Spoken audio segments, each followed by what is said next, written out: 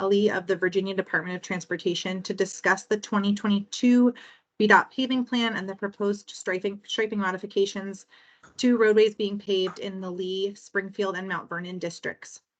We're also joined tonight by some of our elected officials, including Supervisor Rodney Lusk from the Lee District Office. Supervisor Lusk, would you like to say a few words? Sure. I'll just say thank you to all the community members who have joined this meeting tonight, and I want to thank VDOT for the work that they've done both in coordinating the effort to talk about this paving plan and the striping plan here in Lee District, and look forward to the work being done. And we'll say that I've had the pleasure of driving on many of the streets that were obviously repaved last year and restriped, and appreciate the improvements that are being made in the district. So thank you. Thank you. We're also joined by Supervisor Pat Harity of the Springfield District and Peyton Onks. Supervisor Harity, would you like to say anything?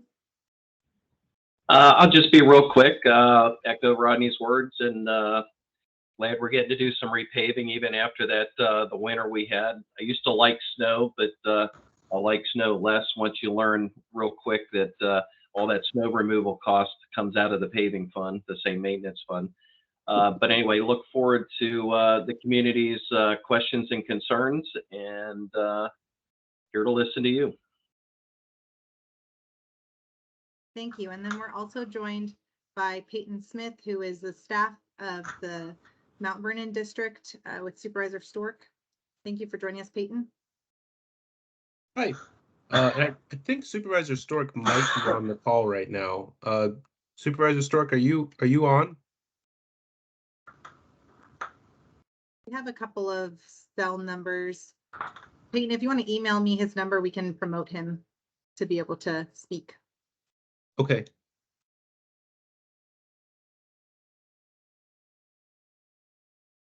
Do we have any other elected officials on the call tonight that I failed to mention?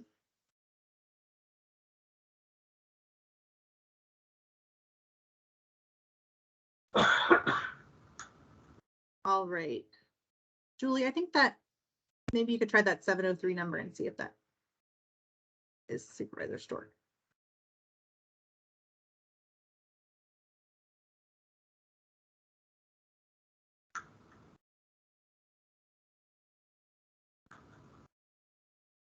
Okay, the 713 number should have permission to unmute themselves. I see a Dan Stork on the attendees list. Is that an active one?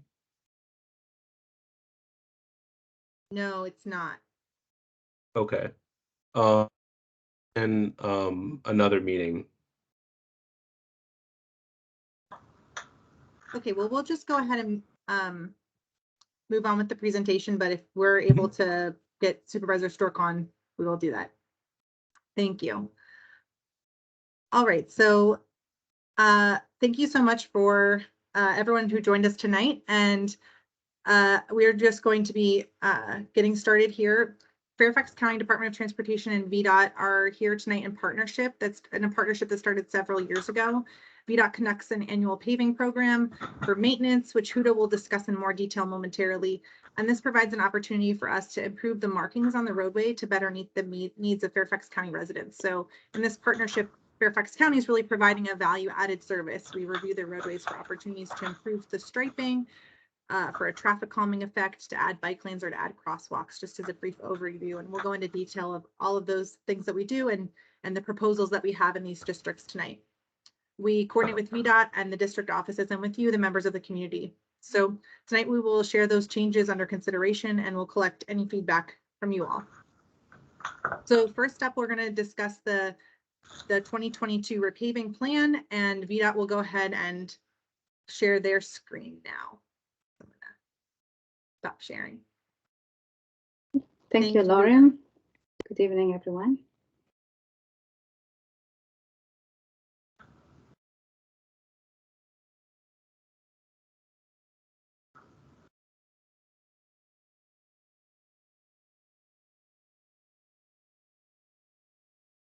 I'm pulling up my presentation now.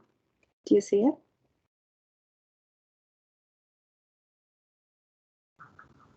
I can see it now, Huda. Thank you. Okay. Okay. All right. My name is Huda Ali. I'm the Assistant Director for Transportation and Land Use for Arlington and Fairfax counties. I'll be presenting the VDOT paving program tonight.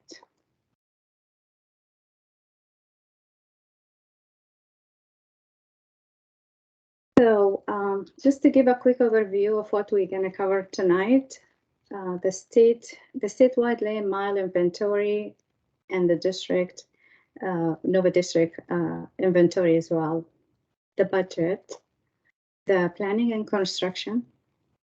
We'll also cover the process for how roads get selected for paving and how the pavement condition is determined using the CCI rating system, the type of treatment, information about our dashboard, and the different types of pavement marking and striping before we transition to the county presentation on the topic.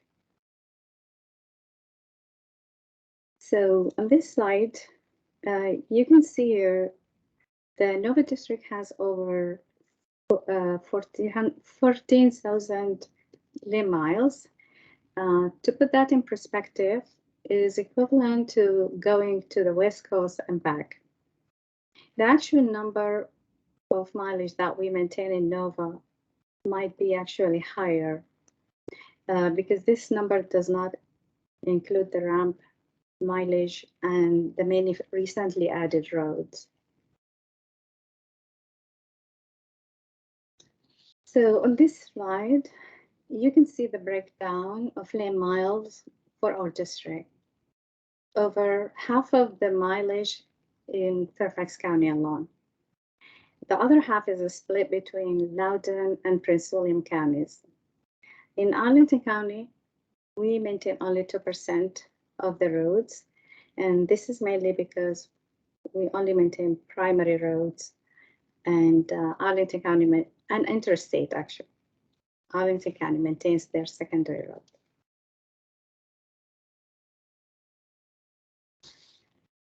So moving on to talk about the budget. Each year, our district receives a set amount of budget. As you can see from the bottom row on the screen, the budget for 2022. So repaving primary and secondary is receiving the higher allocation, or actually all the allocation, because we are not paving interstate roads this year. Mainly because the contract for interstate was rejected because the bid price was too high, and the funds got transferred to primaries and secondaries. But the total budget for this year is slightly lower than last year.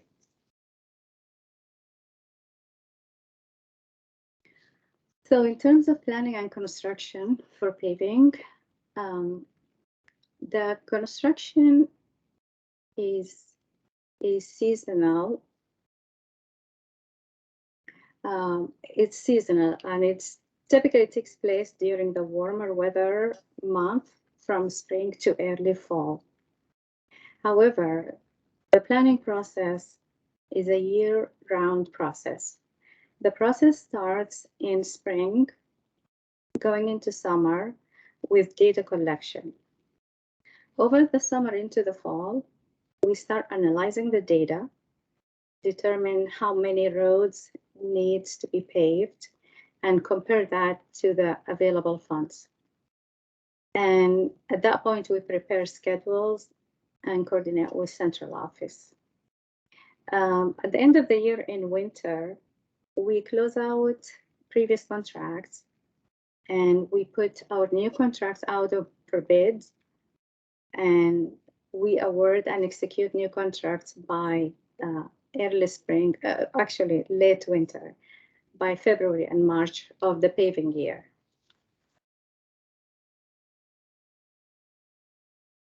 So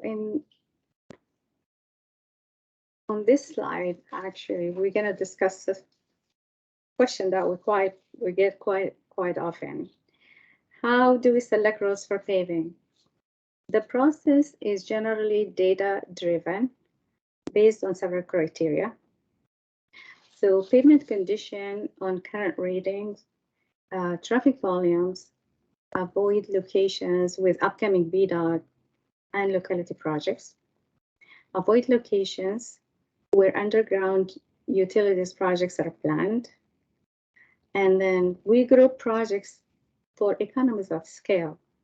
What that means is we consider entire neighborhoods when we pave a main street in the neighborhood to achieve efficiencies in contractor mobilization. We also receive feedback from our maintenance crews who are most familiar with the roads in their areas. On the next slide, we're going to talk about data collection. So how do we collect data?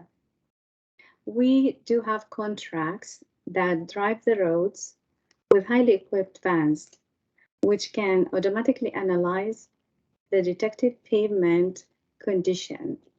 This could be in terms of distress, texture, routing, roughness, and many other conditions. Using GPS, we link the pavement condition with the location. And the vans are equipped with cameras, scanners to measure, for example, crack size and distance between cracks to help determine the pavement condition, which is ultimately receive a CCI rating. The next slide, we talk about the frequency of when we collect the data. So it depends on the type of the road. Data is collected annually for interstate, primaries, and high volume secondaries. Those are the ones with average annual daily traffic higher than 3,500 vehicles per day. For low volume secondary roads, below 3,500 vehicles per day, the roads and those are the roads with route numbers above 600 and include the majority of lane miles we maintain, and also include subdivision streets and neighborhood roads. So for those, we do 20% data collection every year with the goal to cover the lane mile inventory every 5 years. So this is mainly because of limited resources in terms of data collection and paving. So on this slide, we talk about the pavement ratings. So the pavement condition after data collection, it is translated into a rating on a scale from 0 to 100, 0 being worse, 100 being the best, like in the case of a new paved road. The rating we use is called CCI. It stands for Critical Condition Index.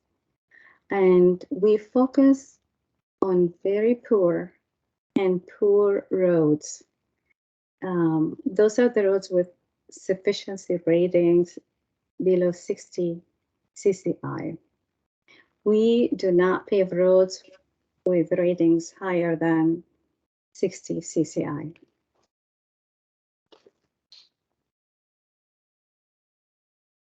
So regarding on pavement condition targets, so pavement condition targets are decided based on the type of road.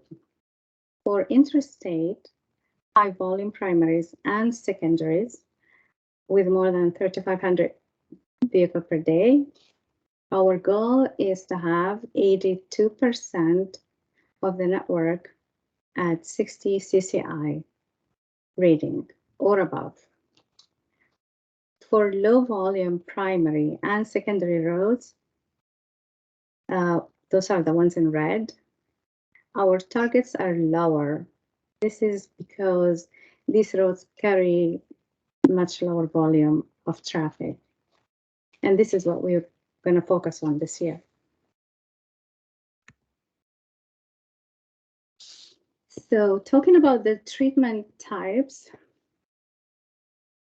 for preventive maintenance, we try to extend the life of pavement by applying slurry latex seal. We also do limited patching and crack seal. Roads candidates for this treatment are typically not in a poor condition.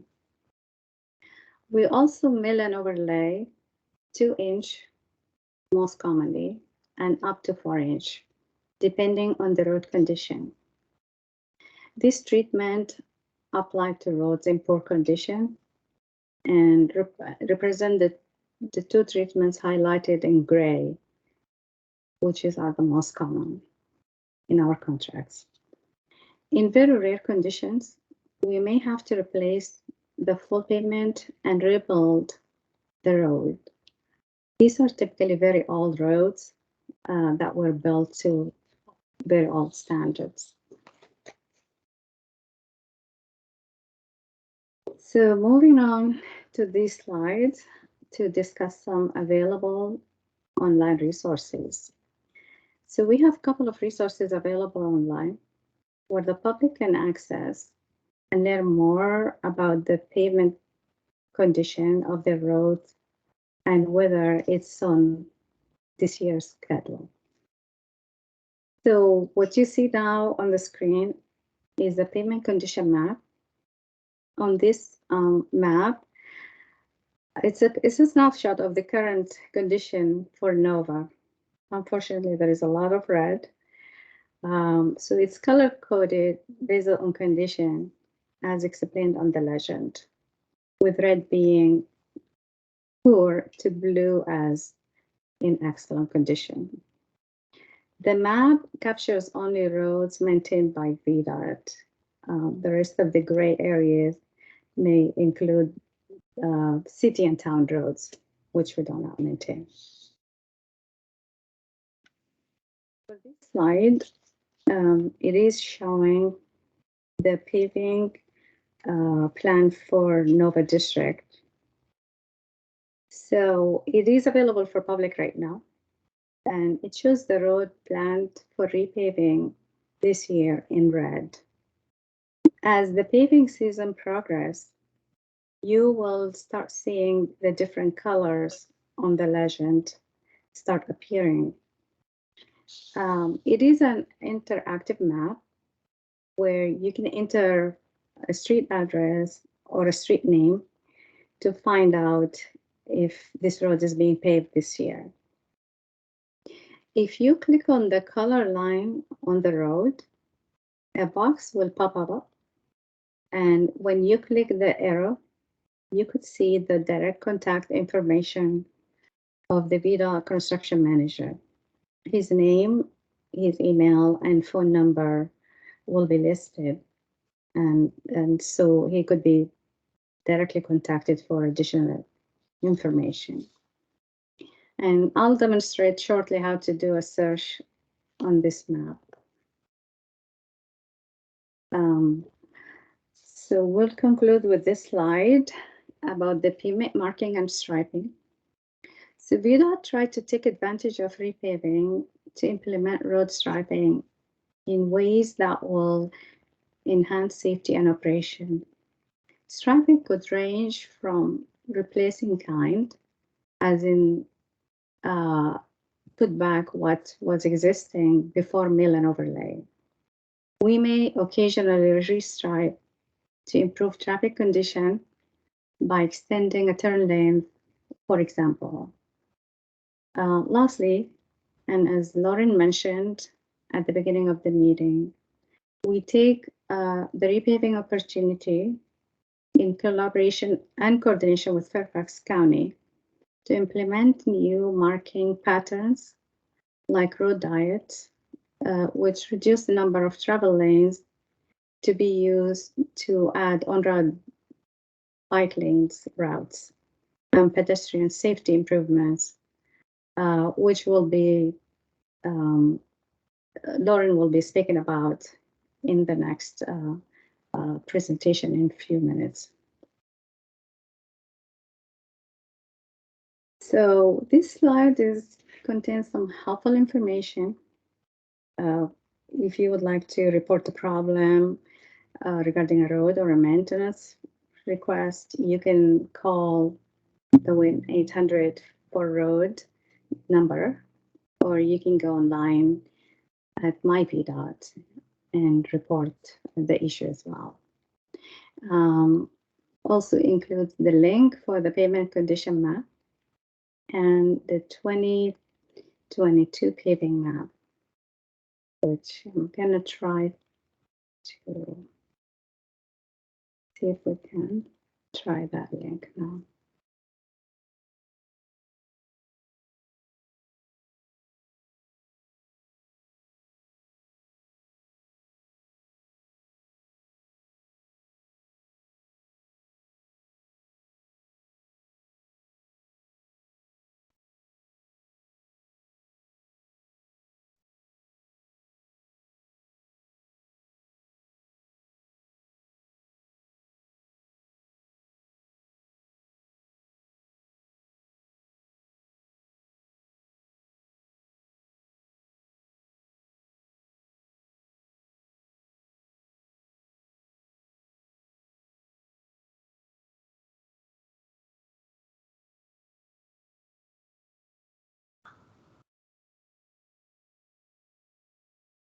Huda, it looks like it showed up, but then it disappeared.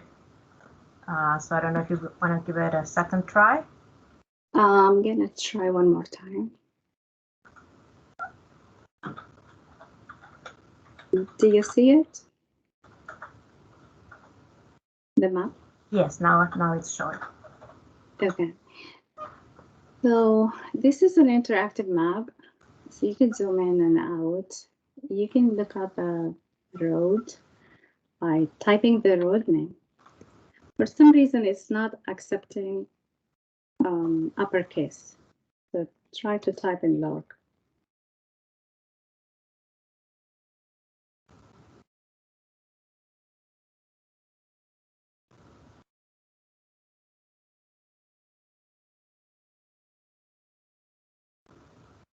So I typed a road name here, and you can see zoomed in. So the road is actually planned for paving this year. And when you double click on the colored line, this window opens, and I'm going to try to zoom in so you can see. So you have the project manager name, you have their phone number, email address, even the contractor is listed, and road name, description, and some other data. So this is just an example of how you can search your street if you would like to use that resource. And with that, I'm concluding my presentation. Thank you very much for your time. And I'm going to turn it over to Lauren. Thank you so much, Huda. I'm going to go ahead and share my screen again.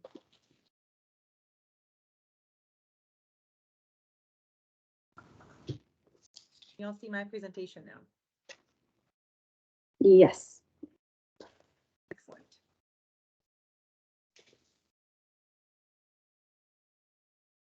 So I'm going to describe today the proposed striping modifications for the roadways, how we come up with these, and then what we're proposing to do within the Fairfax County paved roads this year.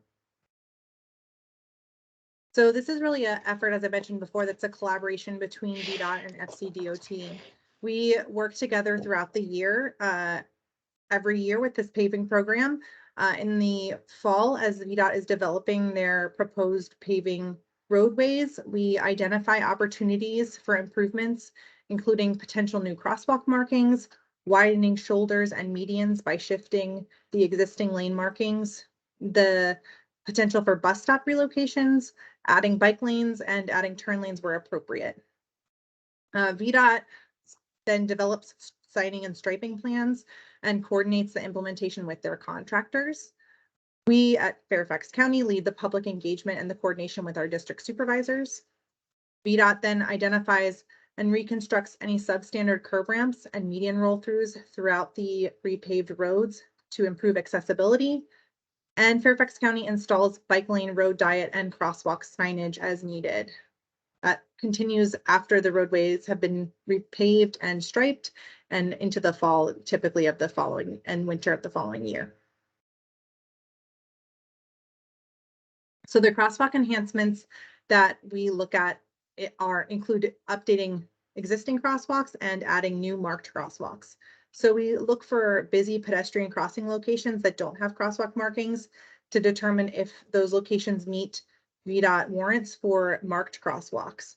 Sometimes that means that minor parking restrictions are needed to improve crossing safety and improve visibility between the pedestrians who are attempting to cross the street and the drivers.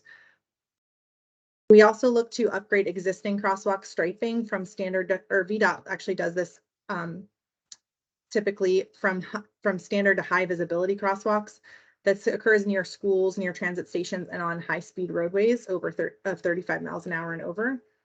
And Fairfax County identifies key crosswalks for future enhancements, such as pedestrian refuge islands, and we might look for a way to stripe out that island so that in the future, if we have funding to add the island, we can go ahead and do that without having significant impacts on the roadway.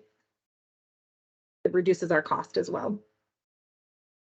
We look to repurpose underutilized road space. So a lot of the roads in Fairfax County were built wider than needed with either excessively wide travel lanes or more travel lanes that are necessary, which has unfortunately led to some concerns with speeding or inattentive driving and due to the excessively wide roads. So repaving provides us with the opportunity to right size those travel lanes and roads and to provide new bike lanes or turn lanes that improve the safety for all users at extremely low cost to the county and to the state.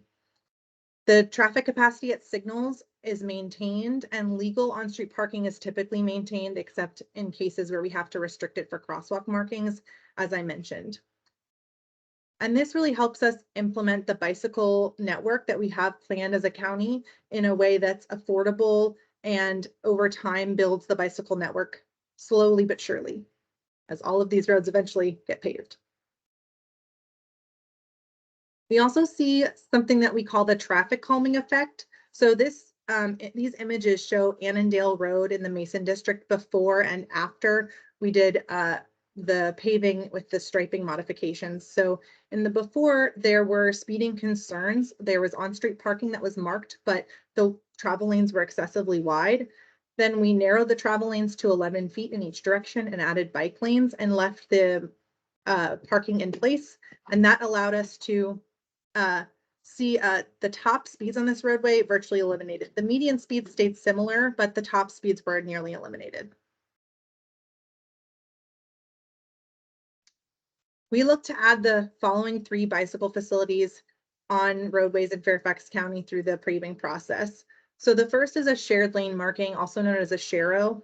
This indicates where the bicyclist should ride on the street. We typically only use these in cases where we're going in between 2 bike lanes, not along full roadways.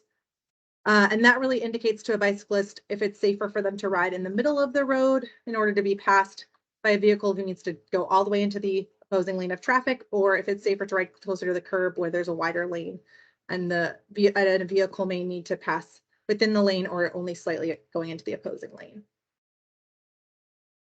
Then we have a standard bike lane that's typically 4 if adjacent to a curb or on the outside of an open section roadway, or to 6 feet wide.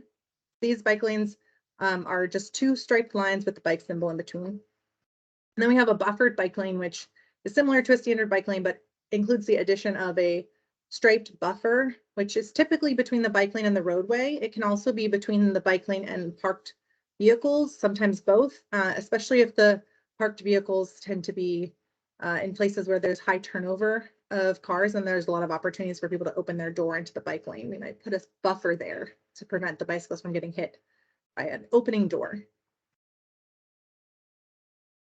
So this slide shows a graphic of the types of bicycle riders that we have in Fairfax County. This is a sort of nationally recognized way of classifying riders. We have the first in red, the not able or interested. So these are really the non-bike riders.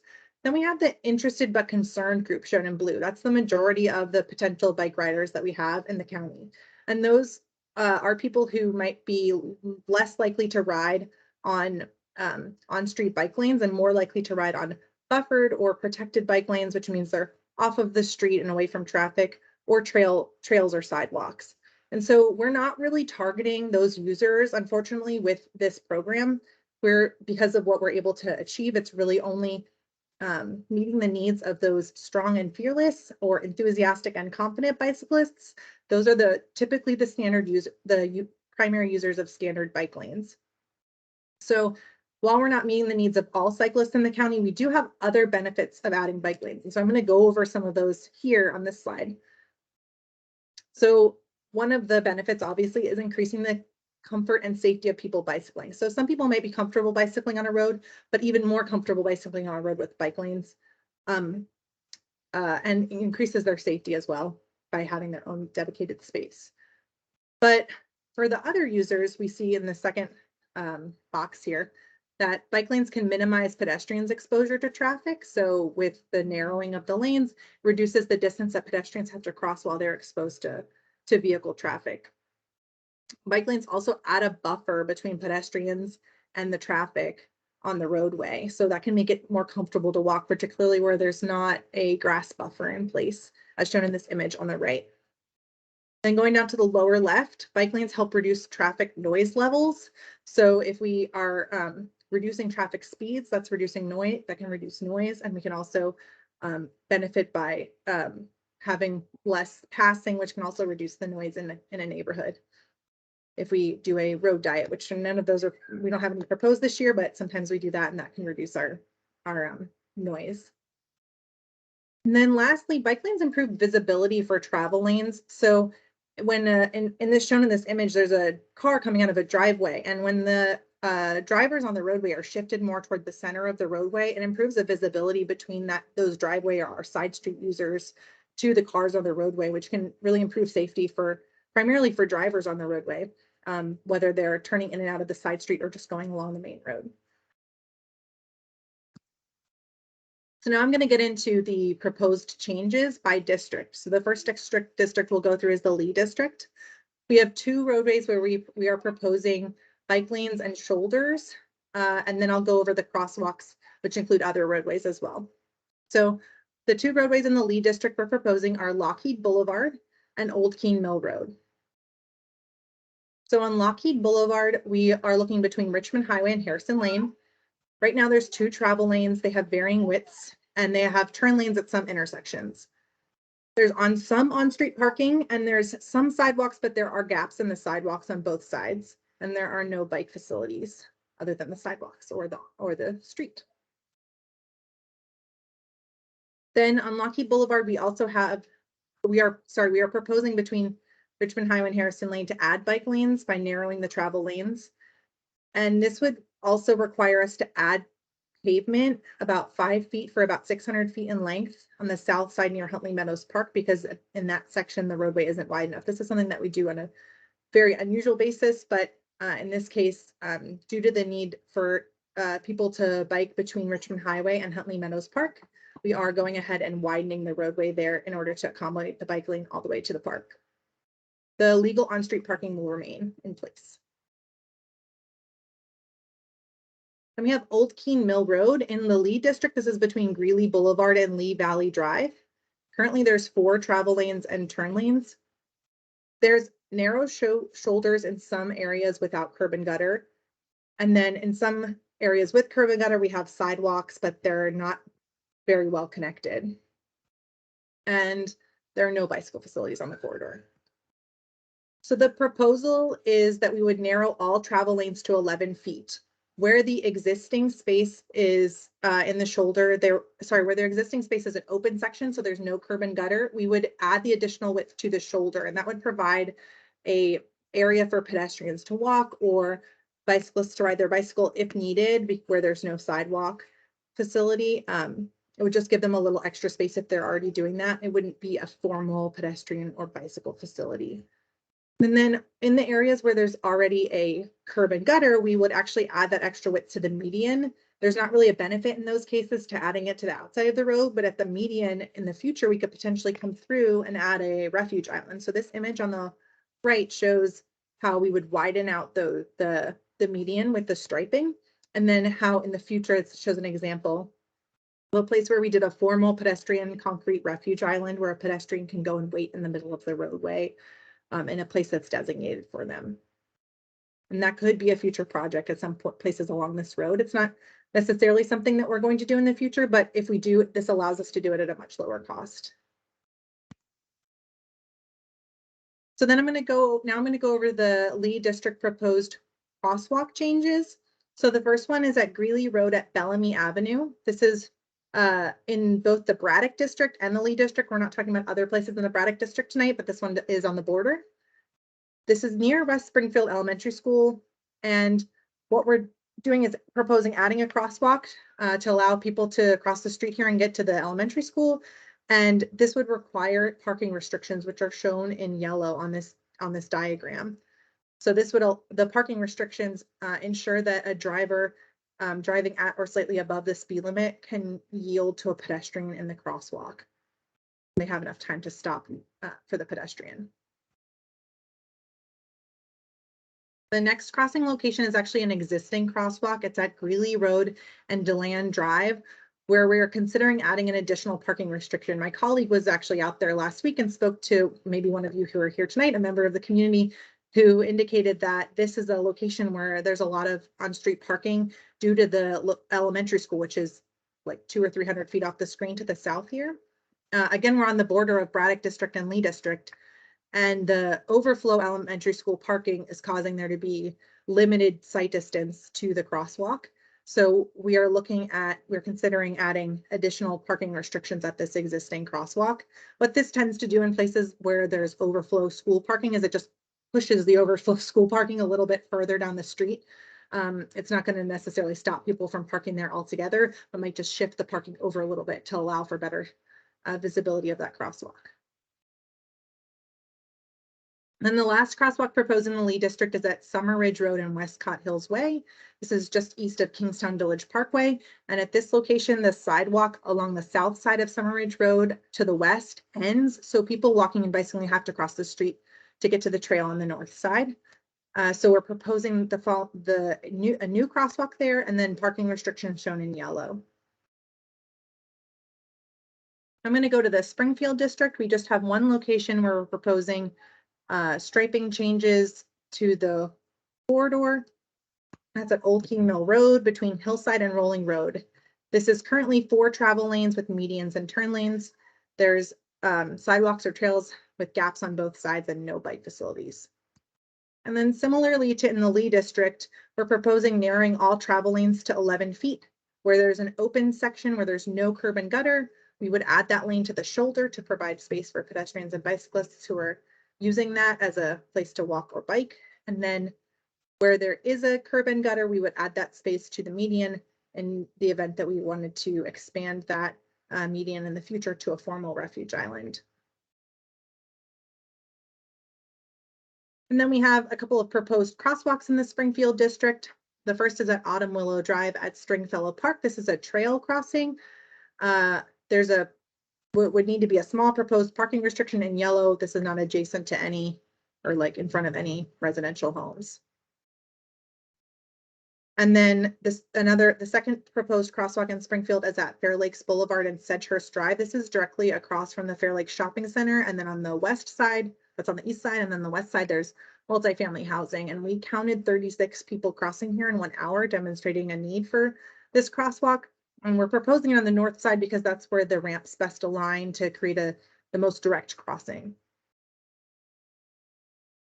Now we're going to go into the Mount Vernon district where we have one roadway where we're proposing striping changes for just a limited segment. This is Mount Vernon Highway, just adjacent to Mount Vernon High School.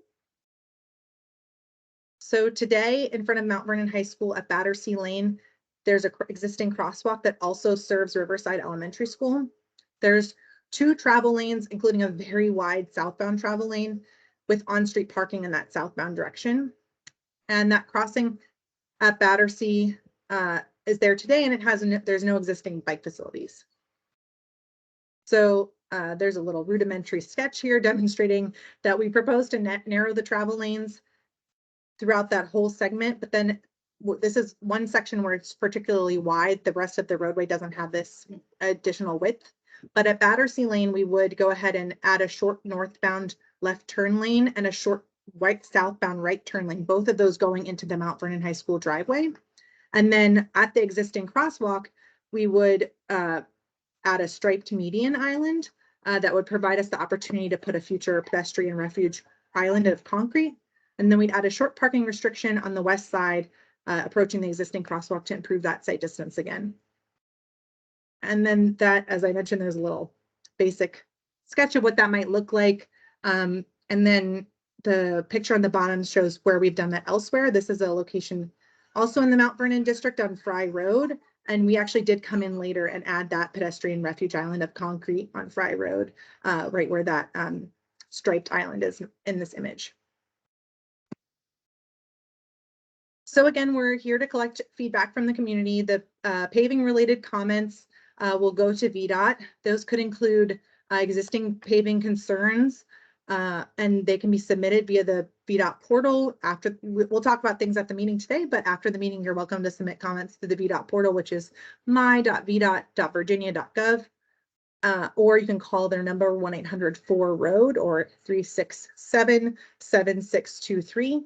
And unfortunately, no additional roads can be added to the paving schedule at this point, so please do be aware of that with your comments. You can also submit striping related comments electronically to us, and there will be a link provided on the website that you got access to this meeting. The website for Fairfax County is also shown right here. Or you can email us at dotinfo@fairfaxcounty.gov, or you can mail comments directly to our office. You can copy me if you'd like, but it will get to us either way, and our address is there. And now we'll go ahead and collect address any questions or hear any comments or concerns from the members of the public. So if you'd like to ask a question, you can please use the reactions button and click raise your hand at the top of the screen. If you're calling in by telephone, you need to press *5 to raise your hand. And then when we call upon you, you'll need to press *6 to unmute yourself in order to speak. So I'm going to go ahead and let Julie manage the Q&A at this time. Sure, it looks like we have a few hands raised already. So after I say your name, and I'm just going to do it in the order that it's coming up on my screen for me here, I'll allow your mic. Right now, currently everyone is muted just to help reduce background noise, but I'm going to allow you to unmute yourselves, but then I believe that you'll have to go ahead and click the unmute on your device as well to then speak. But the first person with their hand raised here, it looks like, is Diane Burton. So Diane, your mic should be able to be unmuted for you now. Hi, can you hear me? Yes, we can. I'm in Lee District near the old Keene Mill site between Lee Valley Drive and Greeley. And I drove it tonight, and what is the current, I have two questions. What is the current width of the road right now? Because my comment on that is, as I was looking at the truck, a construction truck driving in front of me, it didn't seem like there was a whole lot of room on each side of it. So what is the current width? And will you be making any changes to the median in that stretch at all?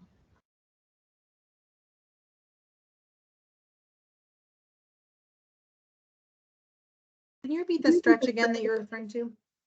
It's Old Keene Mill Road in Lee District between Lee Valley Drive and Greeley. The portion I'm most concerned about, the median, is right there at Lee Valley Drive and Hanover is the entrance to our community, Crestwood.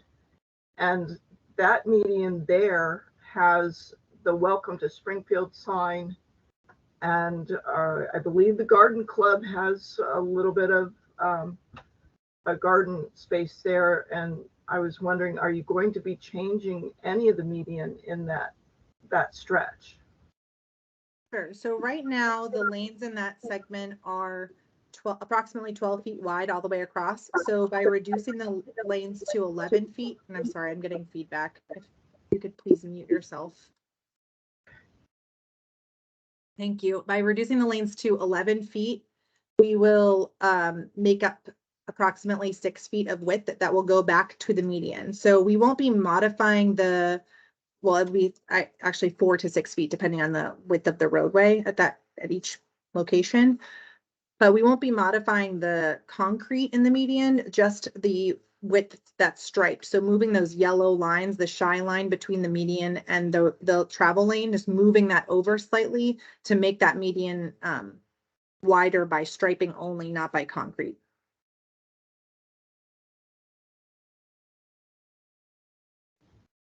I'm sorry, I don't quite understand. Because there is no yellow line. There's a wide grass median throughout that area. Sure. So see where they're in this, can you see the image on my screen right now? Yes. There is a yellow line right adjacent to that concrete median, even where it's grass. And we will take that line and move it outward so that this image shows where you can kind of see where the line once was and now where it would be in the future. So we just shift that line outward. Okay. And there's portions of this stretch, particularly going west, where there is no shoulder whatsoever. Are you going to like reclaim land and create a shoulder there? So where there's an open section, we will create a shoulder depending on the width of the roadway. It could be anywhere from 2 to 4 feet wide in the shoulder. Okay, thank you. Sure. Okay, thank you, Diane.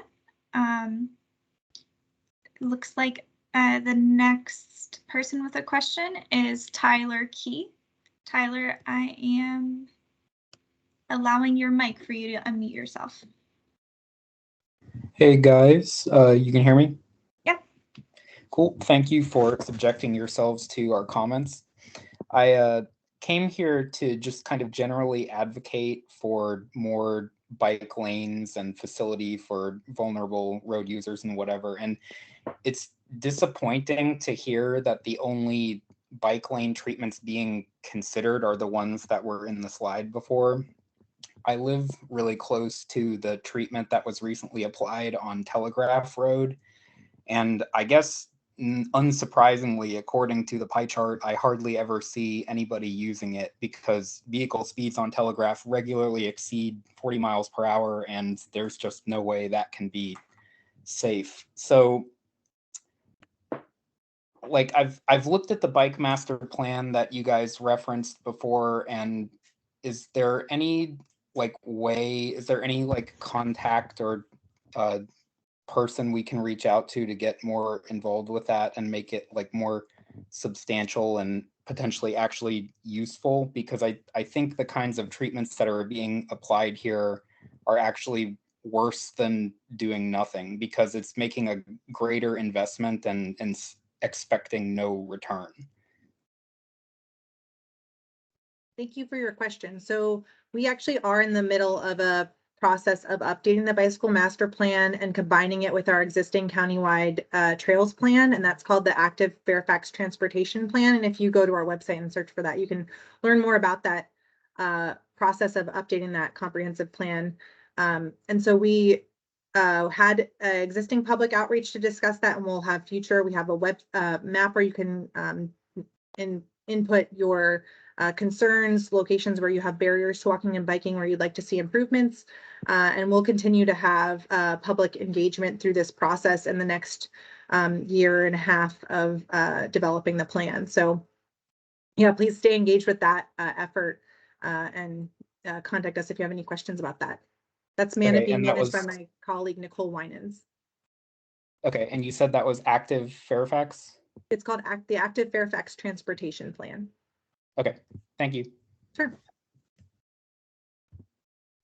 Okay, thank you, Tyler. Next up, we have David Landon. David, you should be able to unmute yourself now.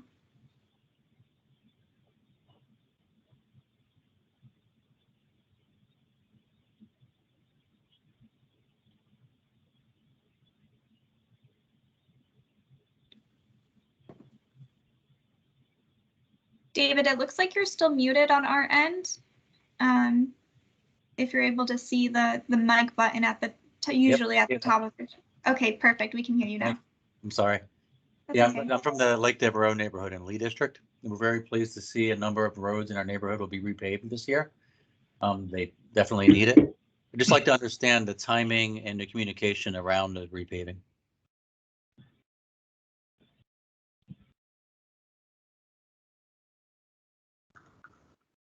David, thank you for your question, and this is Claudia Lana with VITA.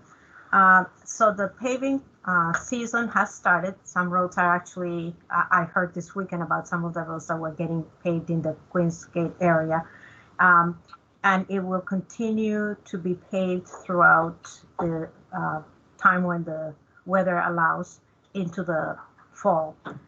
If you go into that map that Huda referenced, which is in the VDOT portal, you would be able to see the contact information for the VDOT project manager that is overseeing the contract that includes the roads in your neighborhood. So we don't really have, each contractor is allowed to decide what order to pave his roads. And the way he notifies residents that it's coming up is that we'll put some signs on the side of the road and near the homes, letting you know ahead of time when the paving is happening, so that you, and asking you to not park on those roads immediately at the time of paving. So there's two ways that you can figure out then the timing. First of all, when you see the signs on your road, but also by accessing the map and clicking on the particular road. And then, as Huda mentioned, a window will pop up and it'll give you contact information for the VDOT project manager.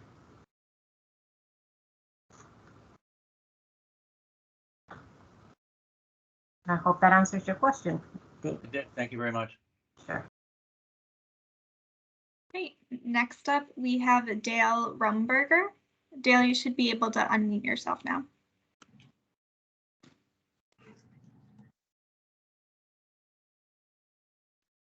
Oh, it looks like you were unmuted for a second and now you're muted again. It's okay now? Yes, perfect. Thank you. Thank you very much. I'm Dale Rumberger. I live on Silverdale Road in Lorton. It's in the Mount Vernon district, right on the edge of the Springfield district. I appreciate the efforts of both Supervisors Harity and Stork to keep us aware of the transportation issues, and especially relating to paving and striping. And I see that the Peyton twins are on here, Peyton Nonks and Peyton Smith. So I know their efforts always try to communicate with us what's going on, especially in the South County Federation area. I have 3 questions for you, if I could. Number 1 was your metric that you use on the less than 3,500 cars. Is that a car count only, or is that vehicle count? That's vehicles per day, all vehicles. Okay, because on my short stretch of Silverdale Road, which is only about 3/4 of a mile long, it's a 31-year-old development, that we have 7 buses that use it as a loop turnaround coming from both directions, since we're right on the edge of both boundaries. So we get school buses going down the road where some residential roads may not have that. So, and there's one portion of that road which is getting very rough. I love the idea of the errand van. I really like that. Suggest perhaps a sign up for people to suggest an errand van drive-by, so you can get a true assessment using your metric that you shared on roughness, cracks, etc. like that. I think that's really a smart way to use the money and to assess roads. And perhaps that might be something you'd look at, is making a sign up or a recommended area for the van to do the drive-by on, and that might hone down some more time for them to get into some other places, because with 14,000 lane miles, that's a bunch to get through every year to assess. So just making that. Is there a plan to clean those bike lanes more regularly? We have one on South Run Road. It connects from Pohick to Silverbrook, and part of the issue, that's a two-part issue. Number one, when you allow parking on the bike lanes, that really is cross purposes, you know. And then I do agree. I like Mr. Key's earlier comments about expanding, but when we allow parking on bike lanes for, especially when there are more commercial vehicles being parked on them, trucks, etc., panel trucks that make you have to swing way out into the road, then what's the value of a bike lane to allow them to go by? But also, those side lanes need to get cleaned. They need to get brushed. They need to get debris out of them, because that's not safe for riders either. So is there a plan to expand or somehow review that where you do have the bike lanes?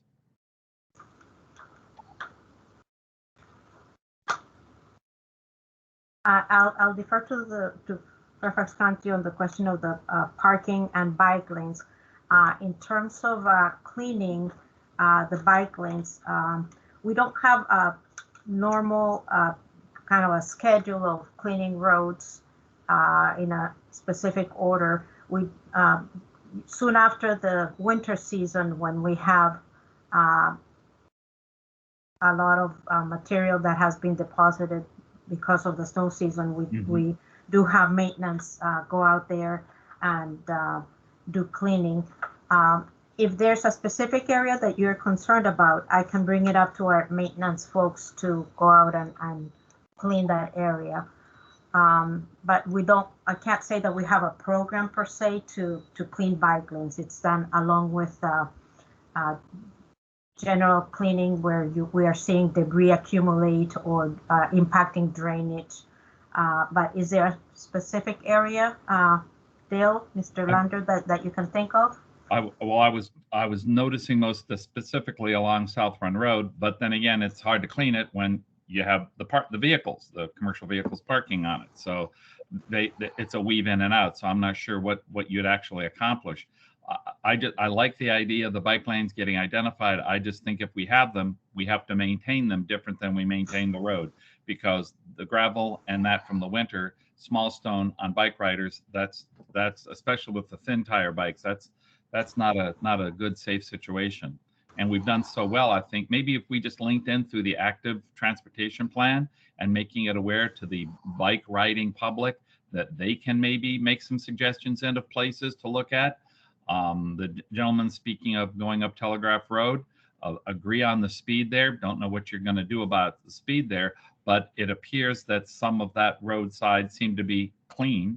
Then I look at alongside of other roads on Pohick, coming across South Run, etc., and it's debris laden, and that just creates another obstacle for the bike riders. That's all. Yeah, Dale, if I could real quick, Dale, Supervisor Harity, we've talked at the board level quite a bit, and I've been one of the more vocal people on maintenance, because we've got a lot of bike facilities that are in disrepair, and we got to work to maintain those as much as we work to build new ones. So we certainly are looking to put money into maintenance. But if you've got areas of particular concern, you know how to get a hold of Peyton. We'll see what we can do about getting them taken care of. Thank you very much, Supervisor Harity. You're really good at sharing with us those places that interlay in between both Mount Vernon and Springfield District, and we appreciate that cooperation and trying to make sure we get issues addressed on the edges of the boundaries. Same thing with Supervisor Lusk with Lee District and Mount Vernon. I think it takes that kind of cooperation to make sure it's kind of seamless, especially when you're out on the quote frontier, unquote. So, and thank you for the presentation this evening. It's been very good. I appreciate that. And I did take notes on South Monroe Street for maintenance folks to review. If you can maybe give me an intersection so that they know where to head. Perhaps they can do some cleaning when there are no cars parked. I would say definitely from Silverbrook Road all the way to probably Great Lakes Lane. Okay. And including the bridge over the Pohick, because that's where the bikes go. There's no bike lane on that side of South Run Road, so people have to ride on the edge of the bridge there. Thank you. Okay, sure. And to address the comment about vehicles parking in the bike lane, we do address that on a case-by-case basis. So because there are so many miles of bike lanes in the county, we don't sign every bike lane as no parking. We do try to do the striping to discourage parking based on the size of the bike lane, and we add a buffer if the bike lane gets too wide. That might encourage parking. But if there are locations where there's parking happening on a regular basis, we can go ahead and put no parking signs along that stretch, and that allows the police to better enforce the no parking, the parking restriction because of the bike lane there. So if you have particular locations of concern, please let us know. Thank you, Matt. I would say South Run Road right now. South Run from Silverbrook, again, all the way to Newington Forest, right at the park there. But thank you. Okay, thank you, Dale. Next up with a hand raised is James. James, you should be able to unmute yourself now and ask your question. Yes, hello. My name is Ann Diamond, and I am here with my husband, James. We are in the Lee District, and I would like to speak to the crosswalk at Greeley Boulevard and Bellamy Avenue. You do have that listed as Greeley Road, and the street name is actually Greeley Boulevard, so I just wanted to point that out. We agree with the crosswalk. We think it's a very good idea to put that crosswalk in. There's a school bus stop across the street, across Greeley Boulevard from our house. We live at 8021, so we are right on that corner that will be losing parking. The crosswalk, though, it's going to fail to address the bigger problem of speeders on Greeley Boulevard and the drivers who come down Bellamy Avenue from Rolling Road, then use that route as a cut through to get over to Old Keene Mill. It's going to fail to address those folks who fail to stop at that stop sign on Bellamy Avenue coming down from Rolling Road. And that's always been a big issue. There are folks up the street who have slow down and children live here signs out. But the crosswalk, while we hope it helps, I'm not sure it will. And we expect this to get worse as Rolling Road project, the widening project on Rolling Road progresses. Greeley Boulevard has good visibility in both directions, and I'm not sure why we have to lose so much of the parking in front of our house, and I know our neighbors are concerned about that as well. So I do have one question. What is the difference between a regular crosswalk and a high visibility crosswalk? Sure. So thank you for your feedback, and thank you for the correction on the street name. Yeah, so a regular standard crosswalk has two parallel lines. They're just going straight across the street. A high visibility crosswalk, we in Northern Virginia district use this, it's called a continental style. It's sort of like a ladder without the parallel lines. That's kind of sketched on this image. And I might have another locate. Yeah, so you can see that existing at Greeley Boulevard that you have the ladder style, which has the parallel lines. But in other places we put here's a new crosswalk. You can see this is a high visibility crosswalk on the lower right of this image here that would be considered an upgraded crosswalk, and it helps for visibility of the crosswalk. The two lines are sometimes hard to see, especially in poor lighting conditions, but these bright bars there, because they're going in the same direction as the cars, they're visible at any time of day much more clearly, and they provide a backlighting for a pedestrian who's walking in the crosswalk at night. They provide a sort of a white backdrop so you can more clearly see the pedestrian. Okay, thank you. Thank you for clarifying that. Yeah. I don't know that providing a clearer shot by losing our parking is going to do anything for making that intersection safer, simply because people blow through that stop sign coming down Bellamy Avenue on a regular basis. It's been a problem, and it's going to continue to be a problem with or without that stopping, with or without the parking there.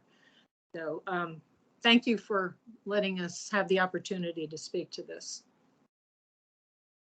Thank you. And the parking restriction is a requirement of VDOT in order to add a marked crosswalk. We don't have to go back and change parking in an existing location where there's an existing crosswalk, though we do think it has a safety benefit. But you can see anything within these, like if you could see that very light, small, narrow yellow line, anything within that triangle has to be restricted in order for a driver coming at slightly over the speed limit to be able to stop in time for a pedestrian already in the crosswalk. And that's the safety concern. Lauren, could I hop in here for just 1 second? Can you hear me okay? Yes, we can hear you. Thank you. So here I'd say with regard to the speeding, this is something we could talk to the police department in regard to. And if we need to do some sort of enforcement, we can maybe figure out when is best to do that. So what I would say is the caller could reach out to my office. My name is Rodney Lusk, Supervisor Lusk. My number is 703-971-6262, and we can talk about this a little more and figure out what might need to be done with some additional enforcement. So thank you. Thank you, Supervisor Lusk. I will do that.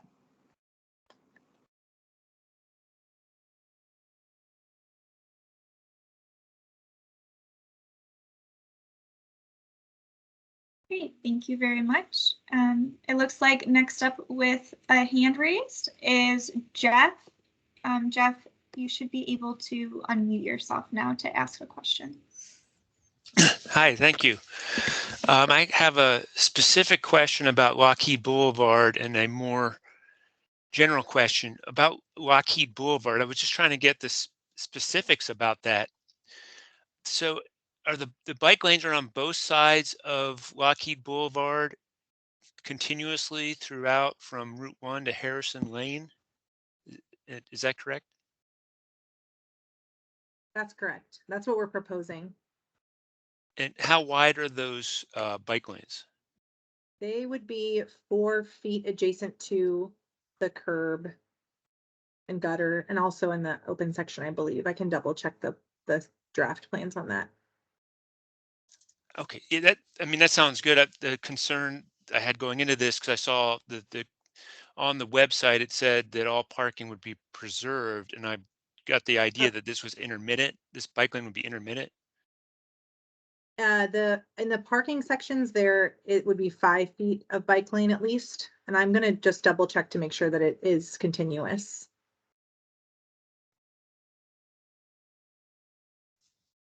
If that's your only question, we could circle back. So. Oh, okay. Well, I'm more general. I'd have a more general question, but it's basically following up on what Tyler said, because you showed that graphic that 53% prefer a buffered or protected bike lane.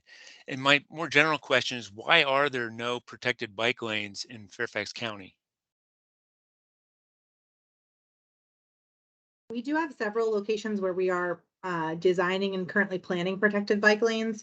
Some of them are going to be added on a sooner rather than later basis through an interim strategy, and some of them are more long-term projects. So in this vicinity, for instance, Route 1 is proposed to receive protected bike lanes in both directions through the bus rapid transit project that's upcoming. There are other roadways that we are planning in the county, and part of the Active Fairfax Transportation Plan effort is to determine where protected bike lanes are needed as facilities. But the county actually has thousands of miles of trails of shared use paths that are adjacent to roadways, and those do serve in our more suburban context as protected bike, similar to protected bike lanes. They're just shared with pedestrians. So we have a lot of those facilities, but but we are working to expand the protected bike lanes, particularly in the more urbanizing areas.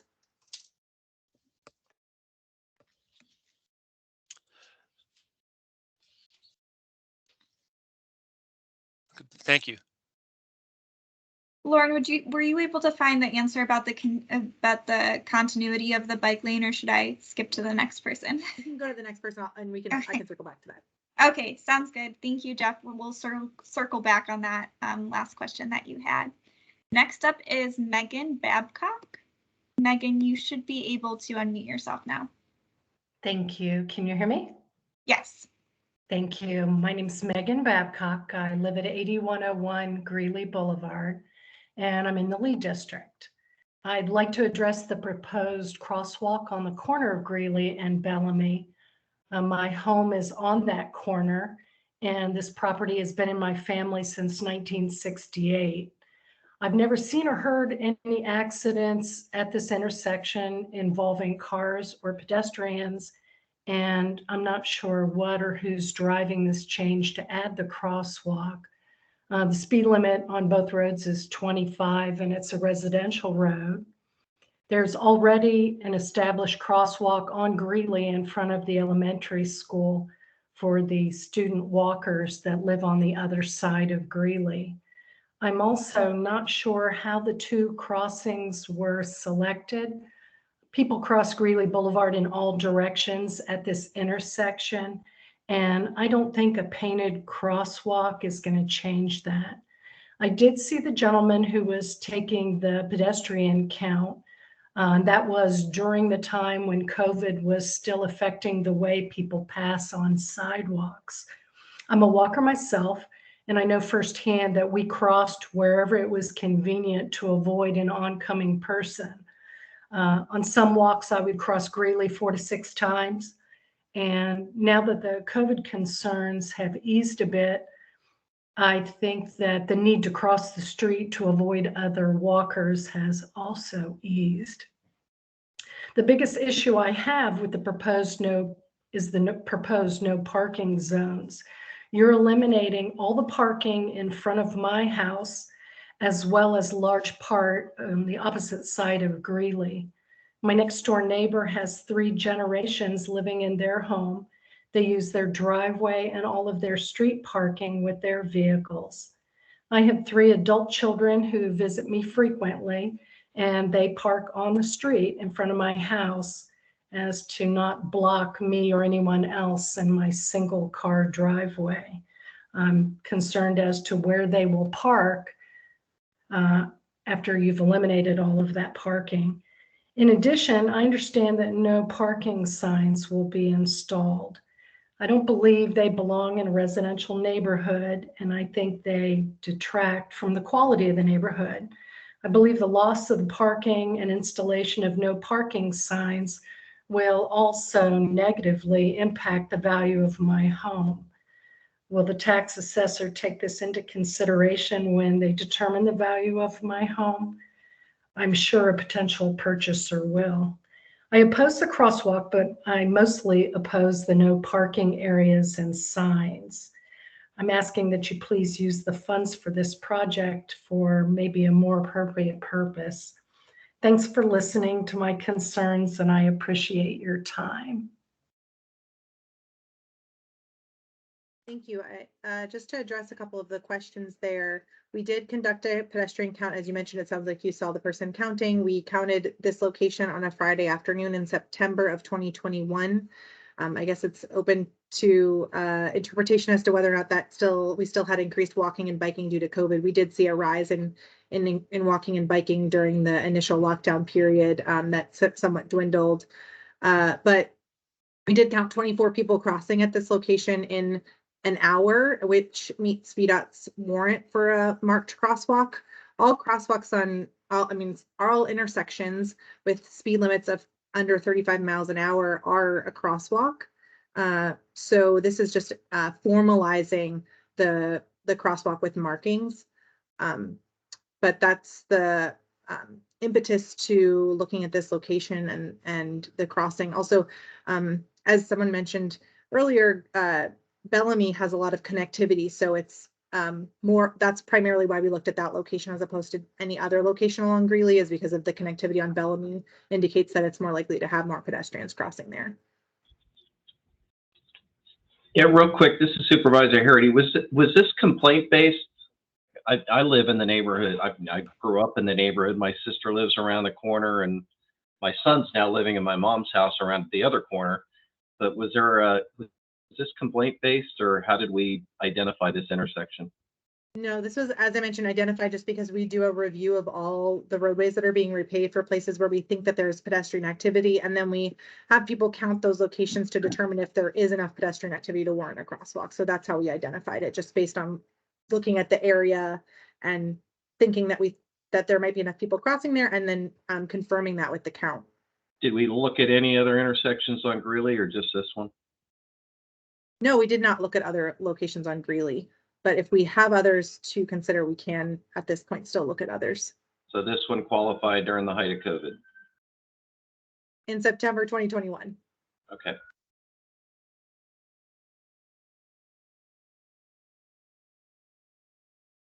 Okay, thank you, Megan. Next up, we have. Julie, I can actually address the question about Lockheed. Oh, okay. It looks like at this time we will have connectivity all the way up until the last 600 feet, where we're proposing to widen on the one side in order to get the bike lane through. On that side, on that location, we will still be missing a small section of bike lane on the north side from what I have right now. So it's mostly connected. Thank you. So next up with a question, we have Callie Chamberlain. Callie, you should be able to unmute your mic right now. Okay, I think I did that correctly. Yes, we can hear you. So my name is Callie Chamberlain. I reside on North Kings Highway, and I believe that's slated for paving coming up here in this upcoming plan. And I'm wondering what we can do about the speeding. It's been brought to my attention that the paint design could possibly include a bike or a bus line. I bought my house about 5 years ago, and walking my dogs, I turn off North Kings as quickly as I possibly can. It's become such a hazard, and the Metro and Mount Eagle and the shopping center as well. There's obviously quite, a few pedestrians, bicyclists, people commuting. I've called the Mount Vernon police station on a number of occasions. In the 5 years I've been living here, I've seen them do radar once. And that was actually about like a month ago. And so I'm wondering, as far as, trying to keep everyone safe, what we could possibly do with this repaving plan coming up. Thank you for your comments. I'm just double checking, but North Kings Highway, I believe, already has 11-foot lanes. And so as a result, we cannot further narrow them, or at least we don't typically go further than narrowing than 11-foot lanes that accommodates buses and wider vehicles that do use North Kings Highway. So that's why we don't have any proposals to change North Kings Highway at this point. Okay. Is there somewhere else that I could, or another department I could contact about possibly, seeing what other remedies we could address? If you want, I can hop back in here again. So this is Supervisor Lusk. Let me, you said your name was Callie Chamberlain? Yes, Callie Okay. Chamberlain. Okay, Yes. Ms. Chamberlain. So if you'd like, maybe you can give me a call as well. Let's Okay. maybe have a conversation and see what we can do. I would love that. So my number is 703 Okay. 971 Okay. 6262, and you can ask the person who answers to schedule a meeting for us, and we can sit down and talk about it. There are some longer term things that are going to happen, which you might be aware of with the bus rapid transit. There are going to be some improvements that'll happen along that stretch of roadways, but we can talk more about that. Okay, great. Thank Okay. you. I appreciate that. Sure, no problem. Thank you, Callie. Next up is Demia Casey. You should be able to unmute yourselves to ask your question. Good evening. My name is Demia Casey. I'm a resident of the Lee District. I live off of Fordson Road and Cyrene Boulevard, which is near Lockheed Boulevard. I saw that in the plan there are currently no, there are no plans for a striped crosswalk along Lockheed Boulevard. My concern is that in the intersection of Fordson Road and Lockheed Boulevard, it's very dangerous for pedestrians crossing that intersection. First of all, there's no signalized crosswalk, so pedestrians are at the mercy of just looking at the oncoming traffic and looking at the lights before crossing.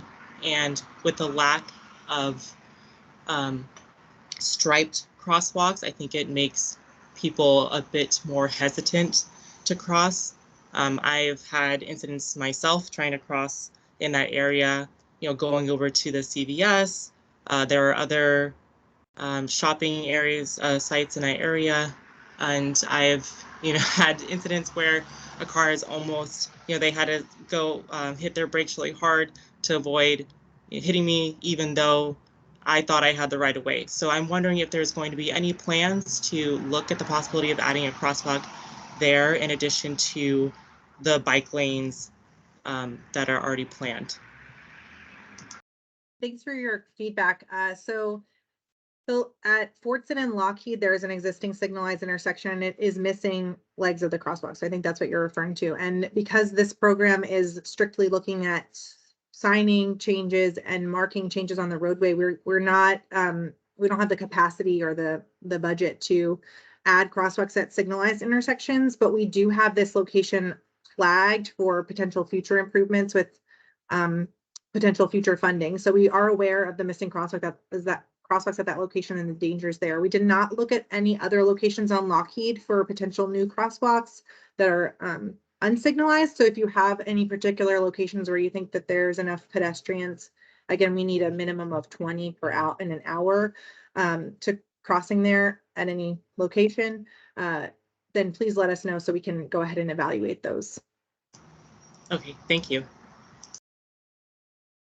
Okay, thank you for your question. Next up, we have Renee Grebe. Renee, you should be able to unmute yourself now to ask your question. Hi, thanks. Renee Grebe here. I live in the Lee District, but I'm also the Audubon Naturalist Society's Northern Virginia Conservation Advocate. So just thinking about bike lanes and connectivity is something we think about, particularly with a lot of our partners on this call. And it's great to see something proposed for Lockheed Boulevard, but I'm concerned that it's not a protected bike lane.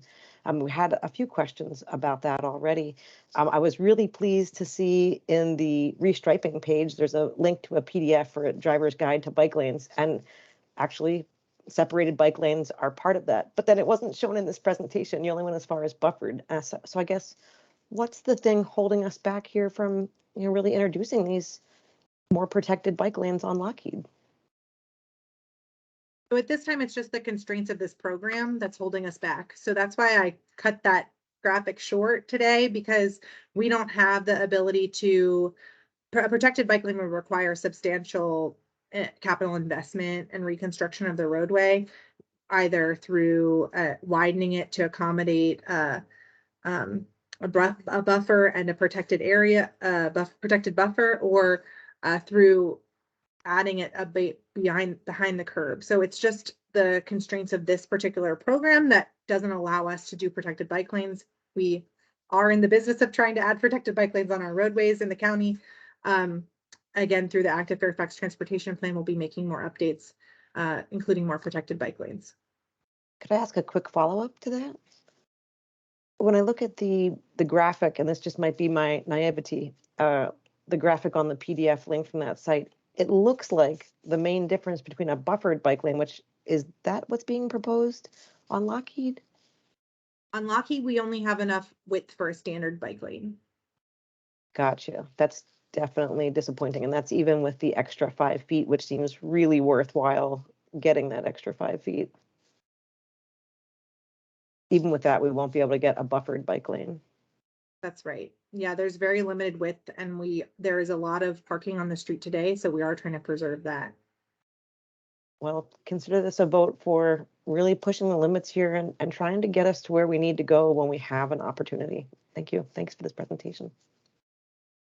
Thank you, Renee. Next up with their hand raised is Heather Plank. Heather, you should be able to unmute yourself. Thank you. So Heather Plank, I'm in the Mount Vernon district, and I also live on North Kings Highway. And I also have the same concern about speed. So I am right across from the metro station. I've heard what was mentioned before about, you know, the restriping, that the lanes can't really get much skinnier. I realize my suggestion doesn't quite fit in with tonight's conversation, but cars come up that hill from Telegraph really fast, and you can't see the light from the bottom of the hill. So if perhaps there could be some sort of warning light on the side of the road that gives people a sense that, you know, they're going to hit the yellow or the red light when they get up there, so people will slow down a little bit earlier. Thank you for that feedback. We can pass that on to VDOT. They manage the signalized intersections, and so I think that would be good feedback for them to determine if that's something that they do. I don't know if Claudia can speak at all to that. Yeah, I took down what you said, Heather. You said Telegraph Road toward the metro station, like specifically which intersection were Coming you up referring? north, coming up North Kings Highway. Okay. Yeah, it crosses Catherine and Timothy and Jefferson. So the light Lots of that the light that people are having difficulty seeing is at Telegraph and No, on North Kings Highway. on North Kings and Highway. Jefferson. And Jefferson? It's the turn into the metro station. Okay. Yes. Thank you.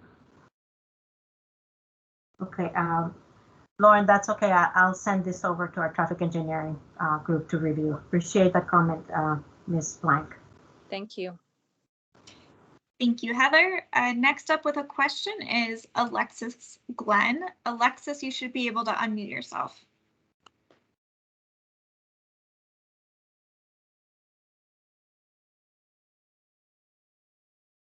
Alexis, it looks like you're still muted. You should have the ability to unmute yourself to ask your question if you still have one.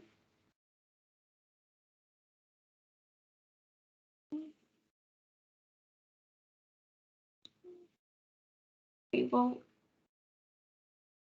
Alexis, you're still muted, so we're going to skip you for now, and then I'll come back to you at the end to see if you still had a question. Next up is Sonia. Sonia, you should be able to unmute yourself now. Great, thank you. Sonia Brehe. I am always grateful to hear about the improvements that are included as part of the restriping program. It certainly helps to move the needle. I think, you know, what I wanted to offer was, one, I'm glad to see the striping around on Mount Vernon Highway, around the school. And I had a question about the striped median. Is there consideration if you're striping a median to add a bollard as an interim treatment before you get to putting in a concrete median? And I have a couple other comments, but that was one question that I had. I don't know if you want to answer that or you want me to just go through my questions. I can address that. So we are doing that at one other location in the county right now where we have a funded project to add the median refuge. We are going ahead and putting in those, well, VDOT is putting in the flex posts now. So we do intend to request that of VDOT, especially where we have existing funded projects upcoming, and we expect to get agreement from them to do that where there's funded projects. I cannot speak to whether or not they would be willing to put in flexible posts if there's no project coming down the pike, because of the many years of maintenance that might require of them until we can get something constructed.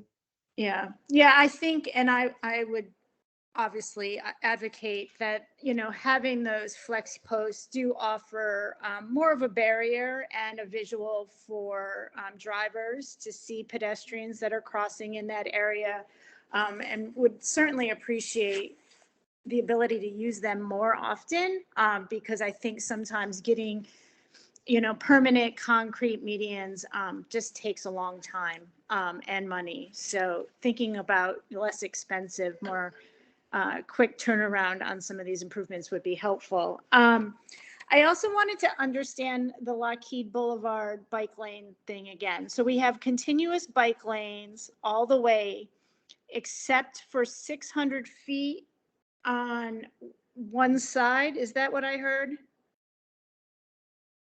Yes. So so the problem is that we only have the draft plans right now, and we're trying to get as much bike lane as possible, and that's why we're widening in the one side. So I'm not entirely clear about whether or not we were able to achieve the bike lane continuously. Okay. There may be 600 feet missing in the westbound direction, and we might have been able to get it there. Okay, I don't mean to pest you. I It's okay. think, It's just we're just still working out those engineering details. well, I will say that I'm super glad that you all are working diligently to provide the continuous bike lanes along Lockheed, because I think it is really important. I think Jeff sort of mentioned it earlier. It was hard to understand whether it was the lack of shoulder or the need to maintain all of the on-street parking. You're going through so much effort to make this happen. I hope it's not parking that is sort of restricting it. And I obviously welcome you guys figuring out how to get it the entire length. I think that's fabulous, because it's no fun when a bike lane just ends, because when you're using that, it's really challenging. But thank you for all of you that you're doing to make that connection to Huntley Meadows. I think that's great. And one other comment I just wanted to make with regards, I actually had made a note to say appreciate the parking restrictions near crosswalks and intersections. I don't live in the area that, there was a resident that was concerned about it, but I live close to an intersection in a residential neighborhood, and I'm amazed at how many people blow through the stop sign because they don't see it, if there's vegetation or cars, the lack of visibility. So I think reducing parking along, in those intersections where you're trying to protect crossings for people, and the paint on the street really helps to improve that visibility too. So having that high visibility crosswalks and the restricted parking, I think really does do a lot to help people safely cross streets. And I'm always amazed at some of the crazy driving maneuvers I see in residential areas. So thank you for all you're doing to make it safer through this program. I appreciate it. That's it. Thank you so much. Thank you, Sonia. Next up is Dale. Dale, I know we had a question from you earlier. Did you have another question? Yes, ma'am, I did. And I didn't want to monopolize. I thought 4 questions was obnoxious, so I divided it up. First of all, I really appreciate the expertise you guys are showing and knowledge about not only the policies and the practices, but all the procedures too, for the homeowners to get access to answers on restriping and repaving. Most specifically, I want to ask, and I thought I saw on the map, but I wasn't quite sure on my laptop, Armistead to Silverbrook Road, Lorton Road. Lorton Road from Armistead all the way up to Silverbrook Road. That is a heavily trafficked area, and the pavement condition when I drove it on Sunday was pretty rough, and I wanted to make sure that was put in for repaving. Could you check that? Number one. And number two, turning off of Route 123, Ox Road, onto Workhouse Road, right there by the Workhouse Art Center. With the Vulcan Quarry right there, the trucks are normally a little overfilled, and the spray of gravel is all over the median and all over at least the inside lane. I appreciate the comments that we're making about trying to keep things, roads clear, But when we allow industrial usages of roads or of space in the county, we have to have some kind of parallel double check on sweeping, cleaning, etc., because there's no way a wheelchair person could have gotten across that intersection, let alone somebody turning off, going south on 123 and turning onto Workhouse Road on a motorcycle. They'd be all over the side of the road. So, I mean, we have to have kind of a metric where we include within that, if we allow those industrial uses, we also have to do some kind of check on and balance on the safety of those intersections.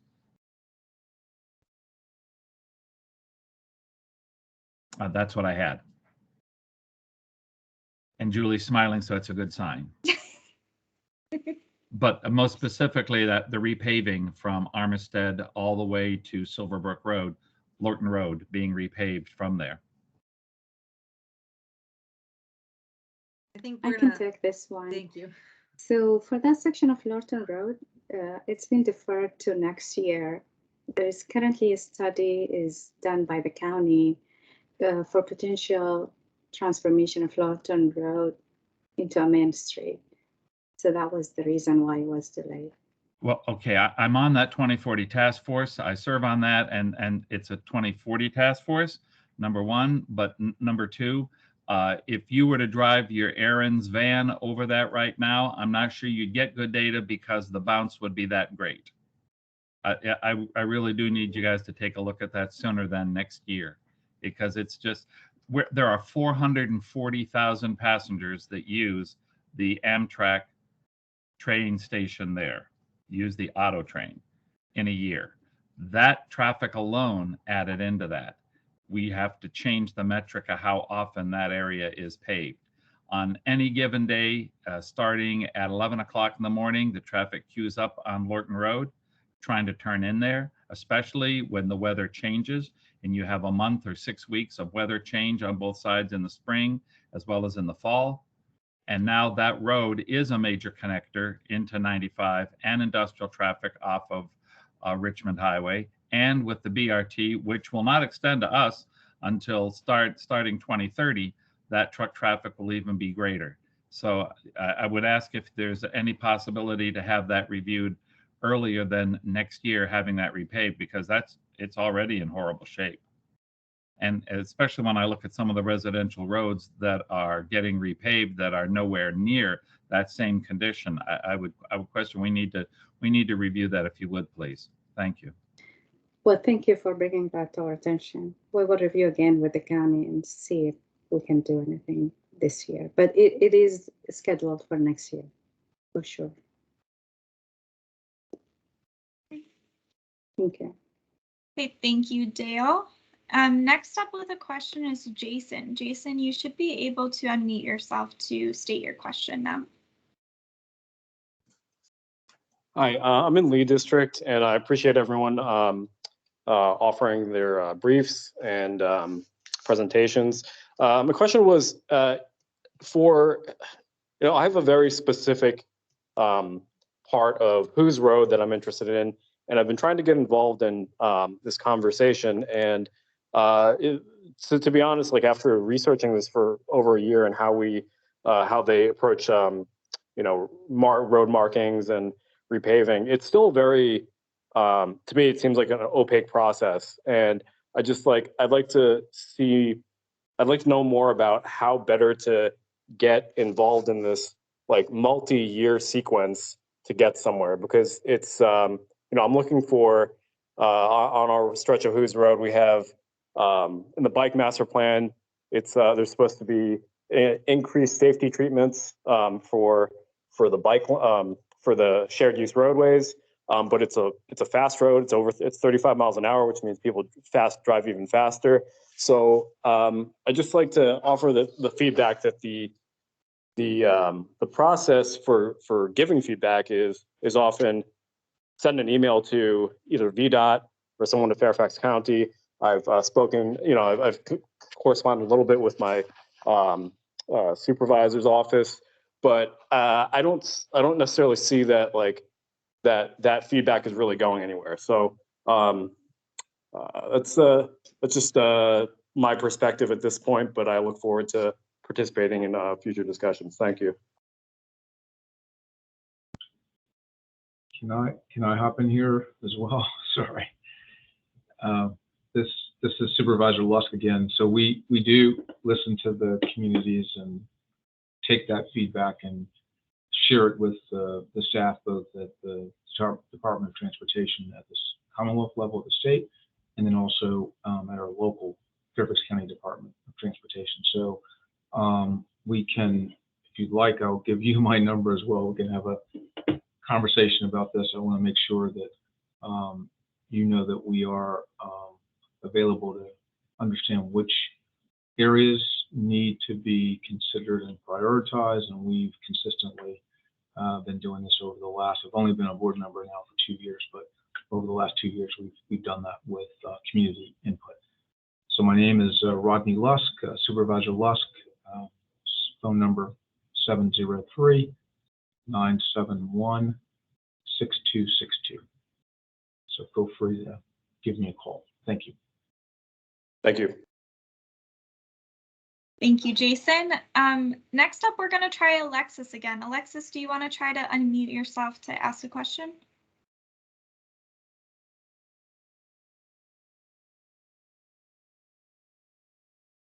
Okay. I don't see that Alexis is unmuted, so we're going to go to Diane. Diane, you should be able to unmute yourself. Okay, thank you. I'm wondering what type of, if any, bike lane you plan on adding to Old King Mill between Lee Valley Drive and Greeley Boulevard?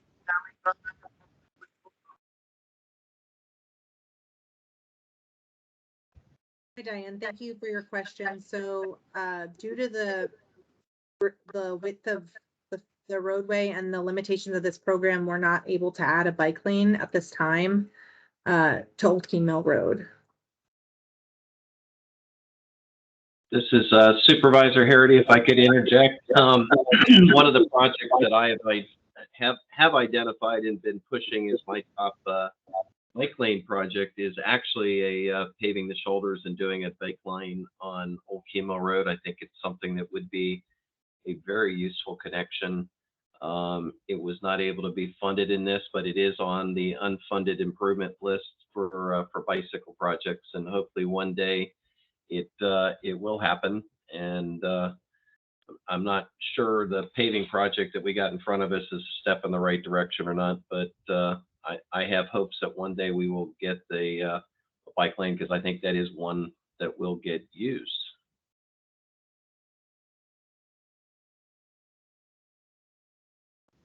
Thank you. Thank you, Diane. It looks like that is everyone with their hand raised. So I'm just gonna give one last second for final call for anyone who wants to make a question or a comment during the meeting. Of course, if you think of anything afterwards, you are more than welcome to reach out. The resources are on the screen for you of how to contact us. But just one last call for anyone to ask a question during this meeting. Okay, Lauren, I don't see anyone raising their hand. So did you want to give some closing remarks? Yeah, I just want to say thanks again for everyone who attended tonight. And we really appreciate your feedback, and we'll take it into consideration with the continuing of the paving program this season.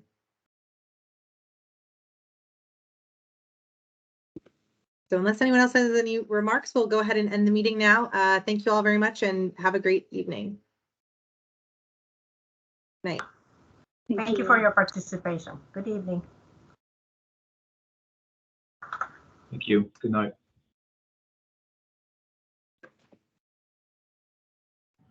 Thank you very much.